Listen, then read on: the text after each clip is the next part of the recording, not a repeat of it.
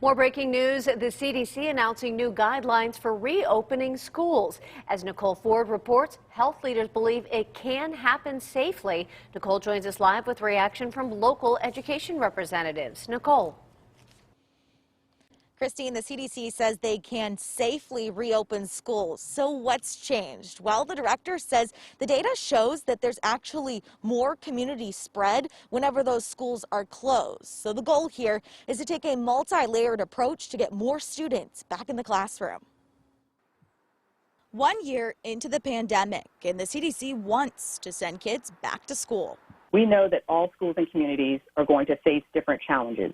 It's not a mandate, but the new guidelines released on Friday has local educators talking. You've got blue, yellow, orange, and red going from safest to least safe. And then in red, there's have the ability to test and don't have the ability to test.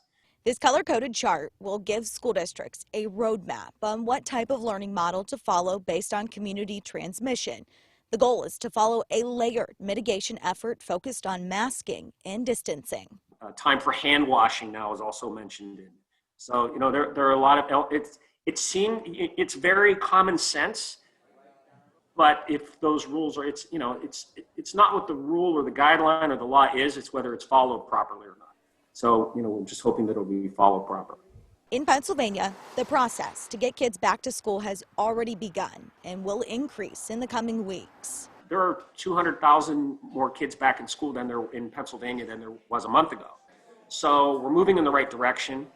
And the first thing I'll say is, we just need a little patience more than anything. A key component to these guidelines is vaccinations. The CDC director says the department is encouraging all states to prioritize educators. Matt Eggle says that's already been a push here, but there's been no response from the state.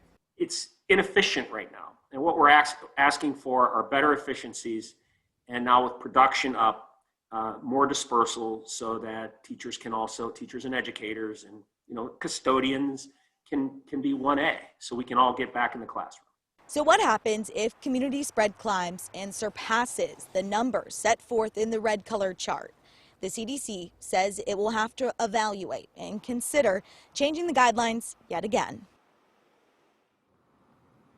Here locally, Pittsburgh public schools have had minimal in-person learning for nearly a year now. We know the school board did vote last month to return to in-person learning in April. Now, with these new guidelines, in order to make that change, the school board would have to host another vote again. Reporting live on the north side, Nicole Ford, KDKA News.